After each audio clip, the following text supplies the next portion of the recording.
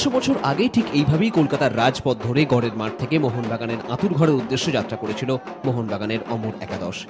11টি জুড়ি গাড়িতে করে ধর্মতলা স্ট্রিট, কর্নওয়ালিস স্ট্রিট হয়ে সুবোধ মল্লিক স্কোয়ারের উপর দিয়ে বসুবাটিতে পা রেখেছিল মোহনবাগান ফুটবলাররা।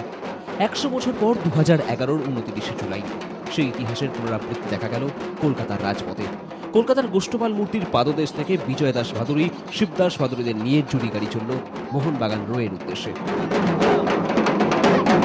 1911-29শে জুলাই মোহনবাগানের ইস্ট ইয়র্কশায়ার রেজিমেন্টকে 2-1 গোলে পরাজিত করার পর যে দৃশ্য দেখা গিয়েছিল, অর্থাৎ 2011-29শে জুলাইয়ে সেই এক অপরূপ দৃশ্য, সেই একই দৃশ্য তুলে ধরা হয়েছে গোষ্ঠপাল মূর্তির পাদদেশে। আমরা এখানে দেখতে পাবো একে একে বিজয় দাস ভাদুরী, শিবদাস ভাদুরী, অভিলাষ ঘোষের জুড়ি গাড়ি একে একে বেরিয়ে চলেছে মোহনবাগানের ধাত্রীগৃহের উদ্দেশ্যে।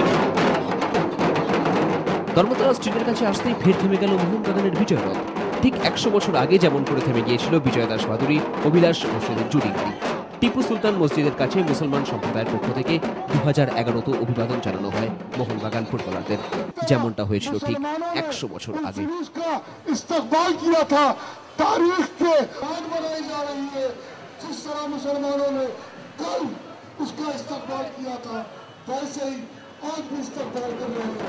লেনিন সরণি হয়ে জুড়ি গাড়ি চলল বিধান সরণি ধরে, দুধারে অগণিত মানুষ।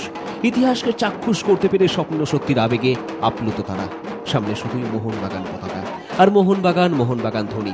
কর্নওয়ালিস স্ট্রিট 100 বছর আগেই এই পথেই হয়েছিল পুষ্পবৃষ্টি।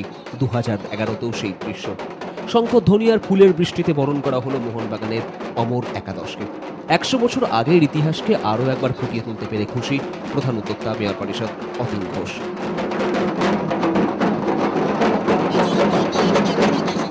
মানুষ ইতিহাসকে ভুলে যায় না। যে ইতিহাস আমাদের সমৃদ্ধ করে, যে ইতিহাস বর্তমান থেকে ভবিষ্যতে চলার পথ তৈরি করে, সেই ইতিহাসকে যদি আমরা ভুলে থাকি আমরা পিছিয়ে যাব।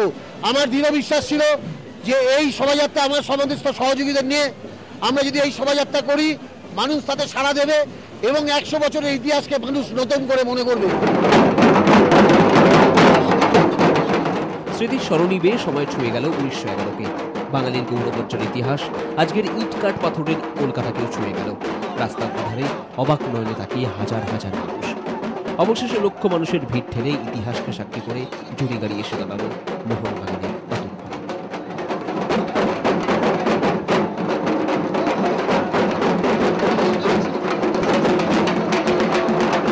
কলকাতার রাজপথ অতিক্রম করে অবশেষে মোহনবাগানের অভিলাষ ঘোষ, বিজয় দাস ভাদুরী, শিবদাস ভাদুরীদের টানা জুড়ি গাড়ি এসে